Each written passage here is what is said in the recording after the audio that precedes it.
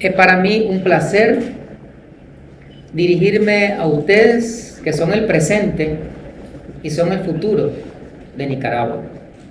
La juventud, juventud protagonista, juventud presidente, juventud sujeta de las transformaciones que está viviendo Nicaragua en todos los campos, en la educación, en la salud, en el deporte, en las viviendas, en la infraestructura, en las telecomunicaciones, en las carreteras, todos los programas sociales. La juventud es columna vertebral. Y en estos últimos días hemos visto a la juventud entregando al pueblo de Nicaragua el hospital más grande de América Central, el EODRA, el Hospital Oscar Danilo Rosales, que está en León. Esa es la infraestructura de salud más grande de todos los países del Istmo, y la juventud entregó ese hospital. Hemos visto a la juventud en los últimos días entregando esa vía interurbana de Managua que atraviesa de sur a norte y a la inversa. Es la pista interurbana más amplia, más moderna, más luminosa de toda América Central. ¿Y quién entregó esa pista? La juventud nicaragüense. Y hemos visto a la juventud entregando otras obras gigantescas del país. Y en los próximos días la juventud estará entregando el hospital de Bilwi, que será el hospital más grande del Caribe, es decir, de los países de la región caribeña. Estamos hablando de Curazao, de Haití, de las Guyanas y otros países del Caribe. Así que para mí es un honor dirigirme a esta juventud protagonista. El tema que nos ocupa tiene que ver con Octubre Victorioso, la lucha guerrillera del pueblo bajo la vanguardia del Frente Sandinista de Liberación Nacional. Es decir, el Frente Sandinista es el que condujo la lucha de Octubre Victorioso. Pero para ubicarnos en esta lucha de Octubre Victorioso de 1977, tenemos que retrotraernos al pasado. Tenemos que retrotraernos a la historia. Como decía nuestra rectora magnífica, ver el pasado para no cometer los errores que ocurrieron en épocas anteriores y para transformar las situaciones que hemos vivido. Entonces, el pasado es la historia de lucha del pueblo de Nicaragua contra la dominación imperial. Desde 1502 que vinieron los españoles a nuestras tierras hasta 1821, esos 3 siglos fueron 3 siglos de lucha, porque los españoles vinieron a destruir nuestras ciudades. Antes se nos enseñaba que el 12 de octubre era el día de la hispanidad, el día del descubrimiento de América, el día de la raza. Todo eso era una mentira. Nosotros no celebramos ni el día de la hispanidad, ni el día de la raza, ni el día del descubrimiento. Nosotros conmemoramos el 12 de octubre como el día de la resistencia indígena, negra y popular. Porque en esos 3 siglos, nuestros pueblos ancestrales, inicialmente los que están ahí, Nicaragua, Diriangén, Adiac, Agateite, Tenderí y otros caciques, lucharon contra los españoles porque ellos destruyeron nuestras ciudades, destruyeron nuestros templos, destruyeron el modelo de Estado que teníamos, la sociedad, la cultura, el idioma, las relaciones sociales, el modelo productivo, la identidad colectiva. Entonces, esos 3 siglos fueron 3 siglos de lucha hasta llegar a 1821, que acabamos de celebrar recientemente, el 15 de septiembre de 1821, la independencia de América Central. Es decir, desde 1502 hasta 1821, 3 siglos de lucha, el resultado fue la independencia del colonialismo español. Pero luego, inmediatamente caímos a otra forma de dominación. Nos liberamos de la corona española, pero inmediatamente caímos a la bota norteamericana. Y entonces, 1821 fue la independencia, pero 1856, tan solamente 30 y pico de años después, estaban los filibusteros norteamericanos tratando de apoderarse de Nicaragua. Y un norteamericano llamado William Walker se autoproclamó presidente de Nicaragua, declarando el inglés como idioma oficial, declarando el dólar como moneda oficial, entregando tierras, grandes extensiones de tierras nicaragüenses a las empresas norteamericanas. Entonces los nicaragüenses se alzaron. Así como los nicaragüenses por 3 siglos se lanzaron contra el imperio español, los nicaragüenses se alzaron contra el nuevo imperio, que era el imperio norteamericano. Y entonces los nicaragüenses, como recientemente celebrábamos, el 14 de septiembre de 1856, vencieron. Los nicaragüenses vencieron a los norteamericanos en la batalla de San Jacinto. Y ahí tenemos a Andrés Castro, y ahí tenemos a los indios flecheros de Matagalpa, y ahí tenemos a José Dolores Estrada y todos los demás patriotas que vencieron a las tropas norteamericanas. Pero la dominación continuó. La dominación continuó.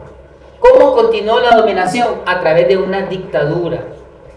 Una dictadura que duró desde 1936 hasta 1979. Esa dictadura fue impuesta por el gobierno de los Estados Unidos. La dictadura de los Somoza, que fueron 3 Somozas. El primero fue Anastasio Somoza García. El segundo, el hijo, Luis Somoza Debayle. Y el tercero, otro hijo, Anastasio Somoza Debayle. Y ya estaba listo el cuarto, que era Anastasio Somoza Portocarrero. Entonces, vivimos una dictadura de más de 40 años que significó para el pueblo hambre, pobreza, miseria, desnutrición. Nicaragua tenía altísimas tasas de mortalidad infantil. En Nicaragua casi no habían escuelas, casi no habían hospitales, no habían centros de salud. Nicaragua era un país en oscuridad, mientras gobernaron los 3 dictadores. Más de 40 años oprimiendo al pueblo.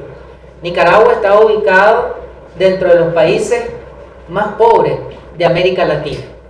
Y mientras se da esta dictadura de los Somoza, eso le costó al pueblo 50.000 víctimas.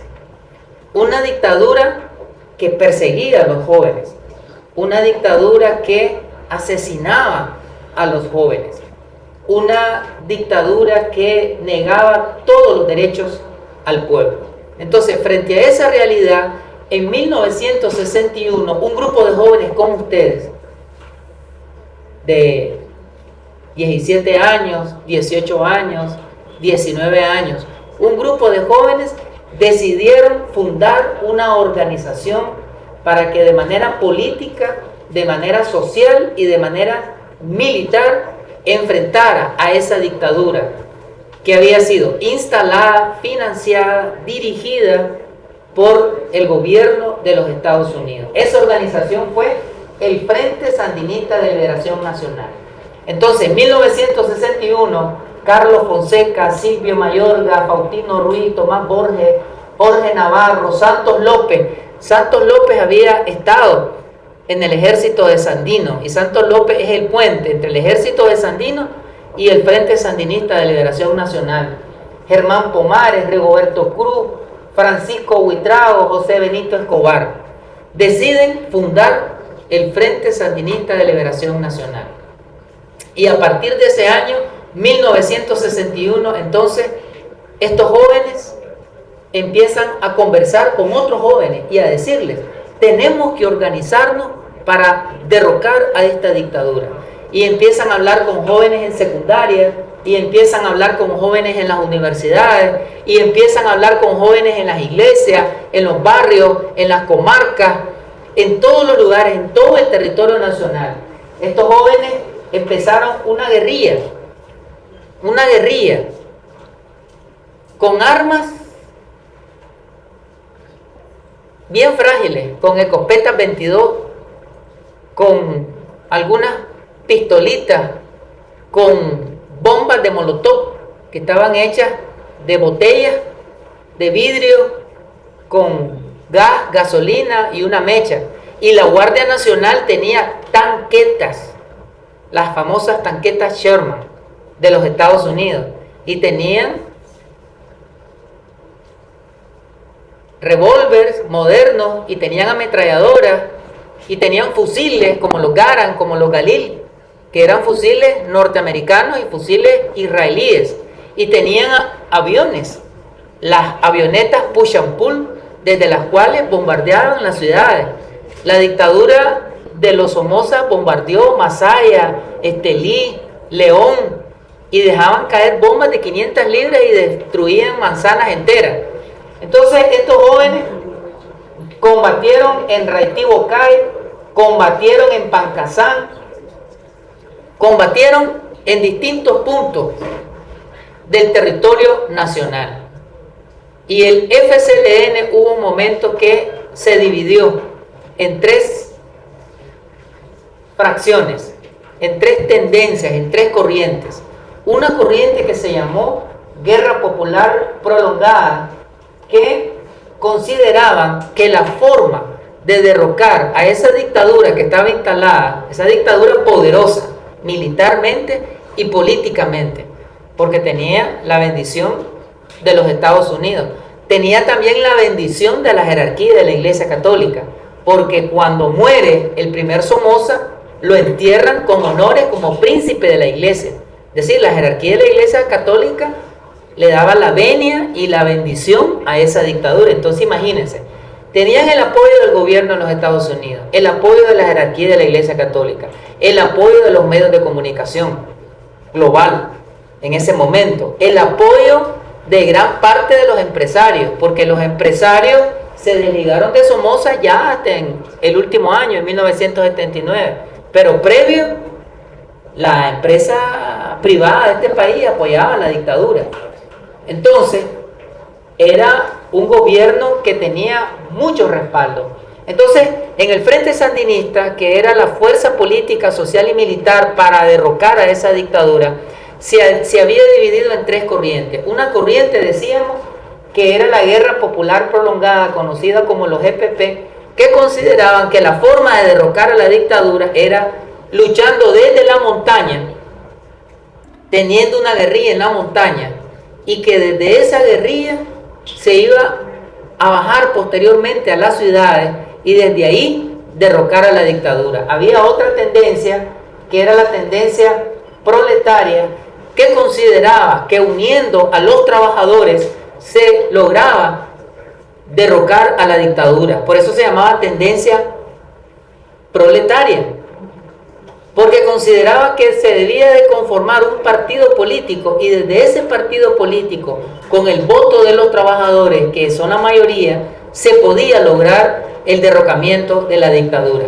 Y la otra tendencia era la tendencia insurreccional o tercerista, que planteaba: este gobierno, esta dictadura es muy fuerte, es muy poderosa. La única forma de sacarlo del país es armando al pueblo, organizando al pueblo palmo a palmo, calle a calle, barrio a barrio, en todos los territorios, en todos los municipios, en todos los puntos cardinales del país, organizar para finalmente poder sacar a esa dictadura. Y en 1969 se da lo que se conoce como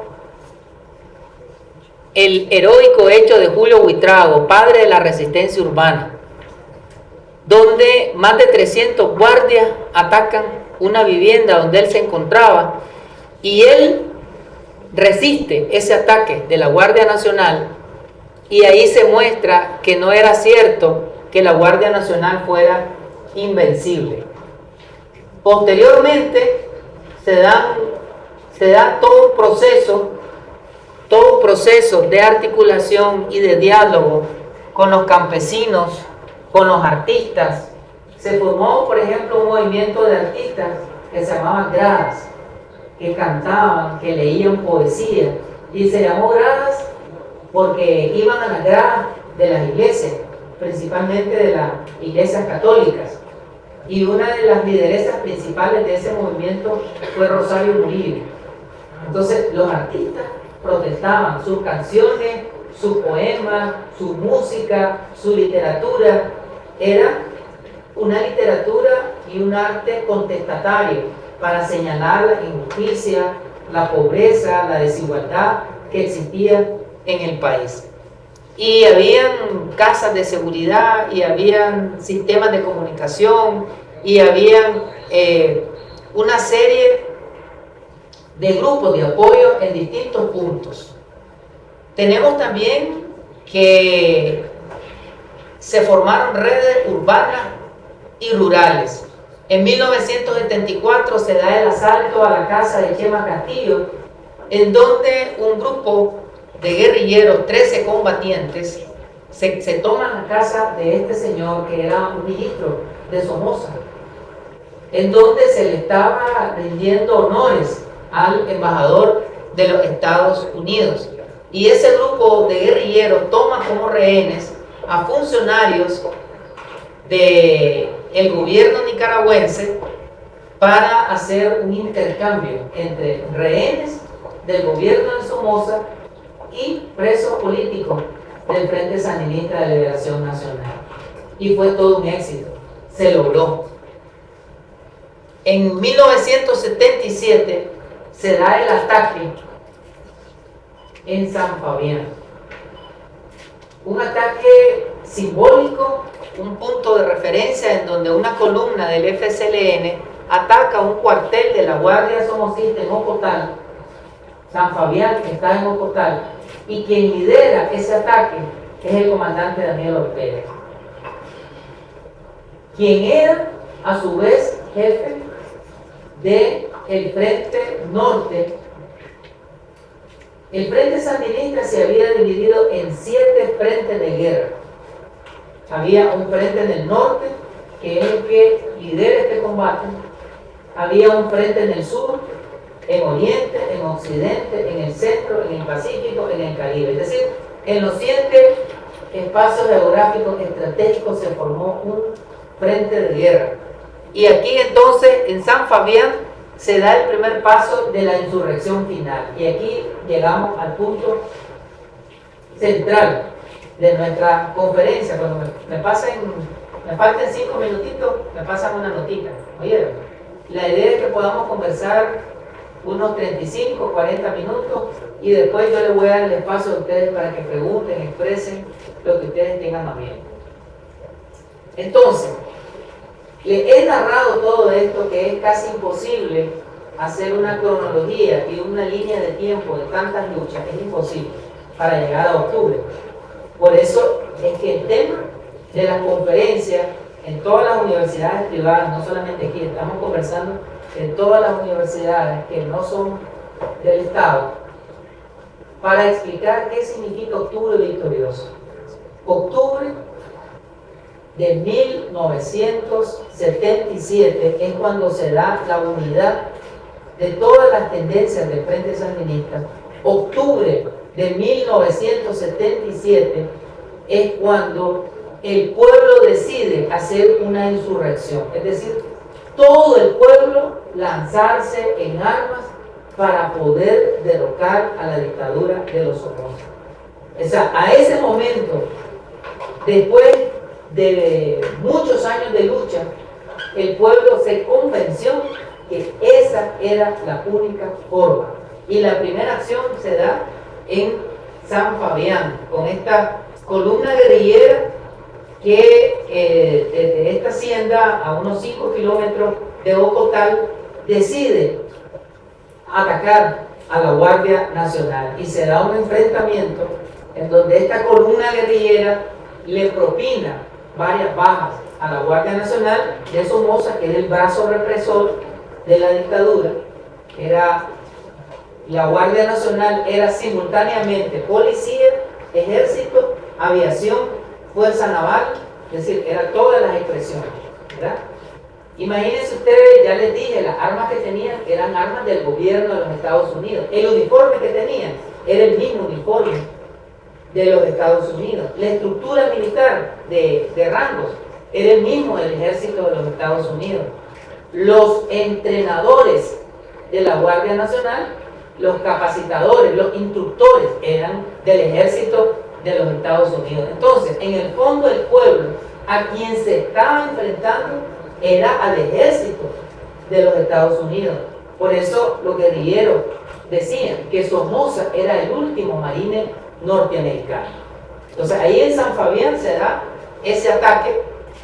Ahí en la foto está jovencito, el actual copresidente de la República, el comandante Daniel Ortega, y el otro que está ahí es el comandante Víctor Tirado López, que está vivo todavía y está con la causa sandinista, está adulto mayor, ¿verdad? Pero ha dado algunas declaraciones en donde muestra su lucidez de respaldo de toda la vida al Frente Sandinista de Liberación Nacional. Entonces, octubre significa la decisión de levantarse, de protestar de manera fuerte, de manera decidida, no importa si había que entregar la vida para lograr el derrocamiento. Y entonces ahí tenemos los 7 frentes que les mencioné. El Frente Norte, Carlos Fonseca; el Frente Nororiental, Pablo Uve del Frente Sur; Benjamín Celedón, el Frente Occidental; Rigoberto López Pérez, el Frente Central; Camilo Ortega Saavedra; el Frente Suroriental, Ulises Tapia Roa; y el Frente Oriental, Carlos Roberto Güemes. Cada uno de esos nombres eran guerrilleros sandinistas que años atrás o meses atrás algunos de ellos habían sido asesinados por la Guardia Nacional, y que cada uno de estos frentes decidieron asumir el nombre de cada uno de estos guerrilleros recientemente asesinados. Entonces ahí ustedes pueden ver el mapa de Nicaragua y cómo cada uno de estos frentes estaban ubicados en un punto territorial del país. O sea, los 130.000 kilómetros cuadrados que tiene Nicaragua estaban cubiertos por estos 7 frentes de guerra, ¿ya? Y además de ese combate en San Fabián, en Ocotal, entre 1977 y 1979, octubre victorioso significa el sprint. A ver, ¿cuántos son atletas aquí? ¿Cuántos son corredores? Corredores, ya sea de 100, 200, 400, 800 metros. ¿No hay ningún corredor aquí? ¿Ah? ¿No hay corredores? En 1500 metros, ahí está uno, no son corredores. ¿Quién es corredor? ¿Quién sabe aquí lo que es un sprint? ¿Quién sabe qué es un sprint? ¿Ah? ¿Quién sabe qué es un sprint? Todo atleta sabe qué es un sprint. Todo atleta corredor. El sprint, como saben ustedes, es el último trecho. Y es donde uno tiene que echarlas todas, ¿verdad?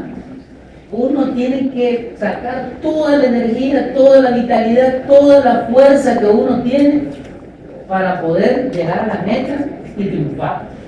Entonces, octubre victorioso es el sprint de la lucha del pueblo, porque son los 2 años, después de tantos y tantos y tantos años de lucha, fueron los últimos 2 años en donde el pueblo les echó toda la fuerza, toda la energía, toda la vitalidad para lograr derrocar a la dictadura de los Somoza. Entonces, hubo un asalto en San Carlos, Río San Juan. Cuando digo un asalto me refiero a un combate entre el pueblo, liderado por el FCLN, y la Guardia Nacional. O sea, cada uno de estos puntos eran puntos estratégicos, donde había mucho armamento, donde había muchos soldados de la Guardia Nacional, y entonces ahí, bajo la dirección de Plutarco Hernández, se ataca ese espacio fronterizo. ¿Ya? Son espacios estratégicos. Si ustedes se fijan, Ocotal es frontera con Honduras, es un espacio estratégico. Río San Juan es frontera con Costa Rica. Entonces se ataca el norte y simultáneamente se ataca el sur, y también se ataca Rivas por el legendario Edén Pastora, que falleció no hace mucho, conocido como el Comandante Cero, que había participado en muchos actos heroicos como la toma al Palacio Nacional, había sido liderado también por él. Entonces, Octubre Victorioso es la unión de todas las luces, una especie de constelación, de tejido de luchas, de guerrilleros, de guerrilleras.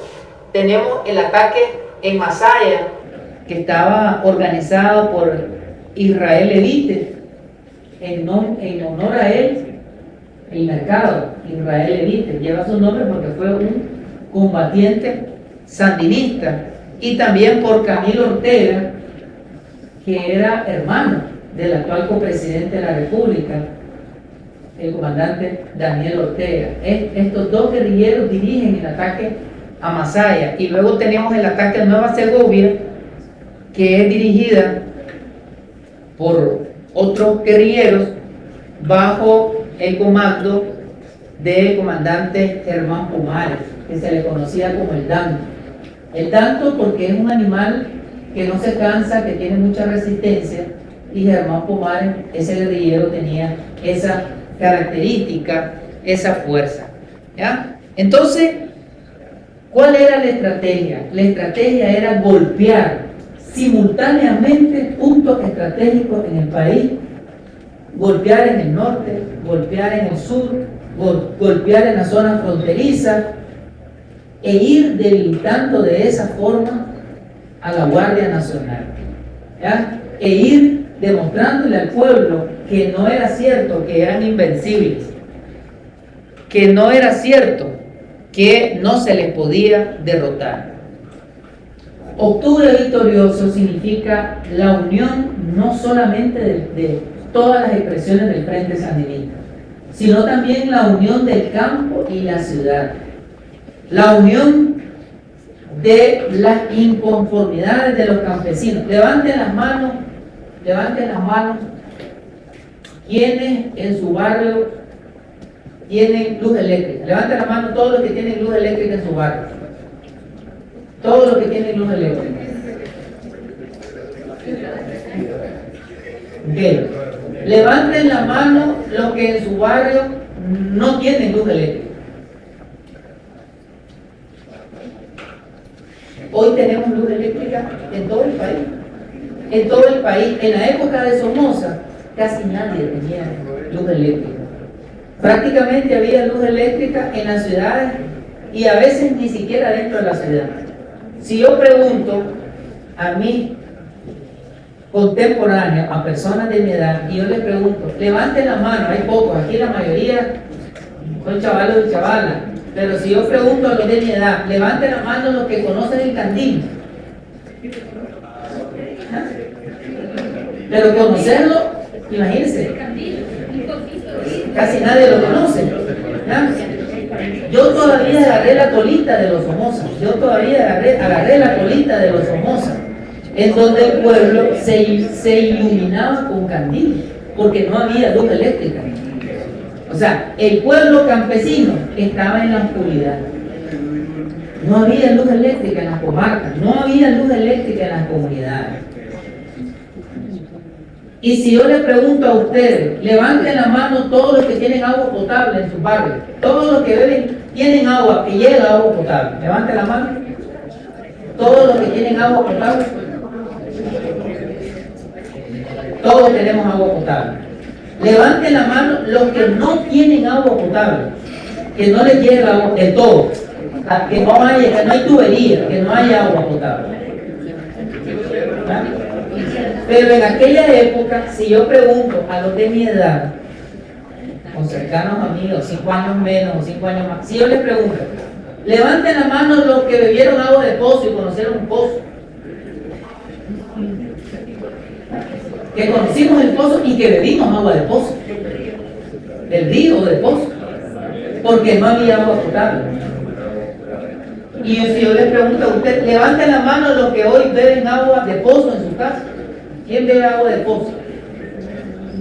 Entonces, en la época de Somoza, en el campo, no había luz eléctrica, no había agua potable, no había comida, no había trabajo, no había educación, no había salud, no había caminos. Y entonces había una inconformidad generalizada en el campo. Entonces, ¿qué hizo el Frente Sandinista? Catalizar, unir, articular todas esas insatisfacciones de los campesinos. De no tener dónde ir si su hijo se enferma, de no tener acceso a la vacuna. Levanten la mano todos los que están vacunados aquí contra el COVID. Todos los que hemos recibido una vacuna contra el COVID. Casi todos. Pero si yo hubiese hecho esta misma pregunta en aquella época, no estaban vacunados, no existía el COVID, pero no estaban vacunados contra ninguna enfermedad. O sea, no había vacunas. Levanten la mano los que han pagado por una vacuna. Las vacunas son gratis hoy. Van a un hospital y te aplican esa vacuna de forma gratuita. En aquel tiempo no. ¿Me explico? O sea, hoy tenemos muchos derechos conquistados, muchos derechos vivos, pero en aquel tiempo la pobreza era extrema.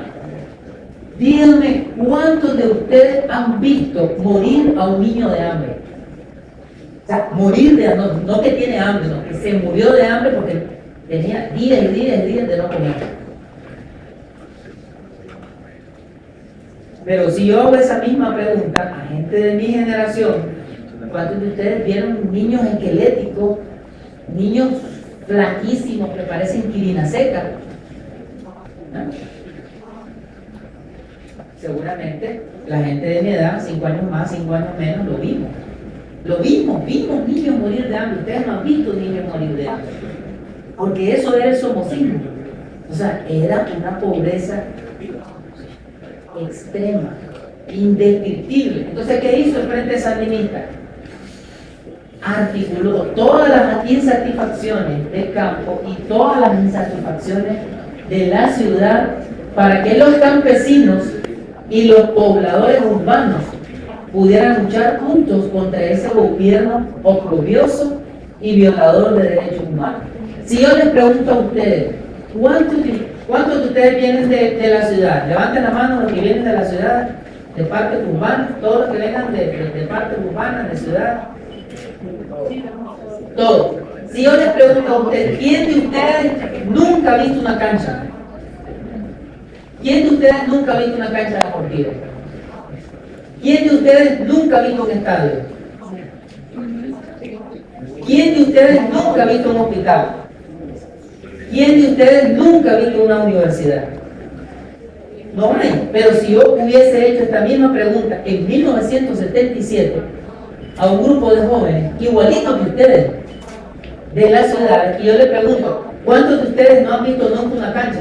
Hubieran levantado inmediatamente la mano. ¿Cuántos de ustedes nunca han visto un estadio? Hubieran levantado inmediatamente la mano, porque la juventud no tenía las oportunidades que los jóvenes tienen ahora.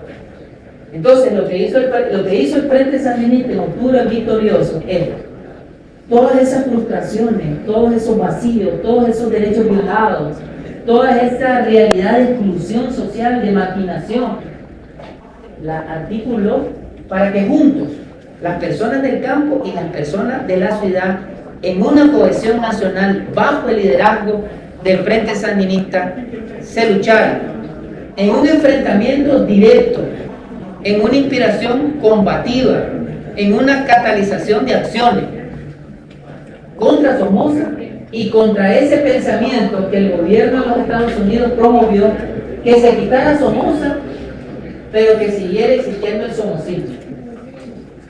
que se quitara Somoza, pero sí, que siguiera existiendo ese sistema de discriminación y de exclusión. Entonces el planteamiento del Frente Sandinista fue ni Somoza, ni somocismo sin Somoza. Es decir, que se vaya ese sistema de discriminación, de violación de derechos.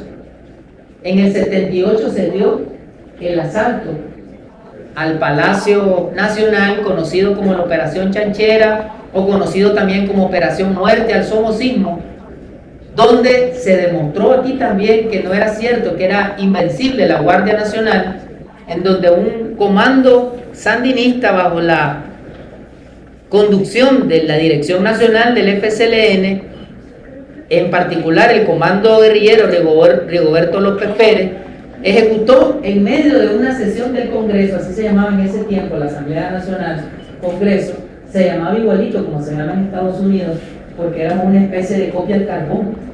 Teníamos dos cámaras. En Estados Unidos hay dos cámaras, aquí teníamos dos cámaras. En Estados Unidos hay Congreso y Senado, aquí teníamos Congreso y Senado. Era una copia. Entonces, ese comando guerrillero, bajo la conducción del comandante Den Pastor, el comandante Cero, toma de rehenes a diputados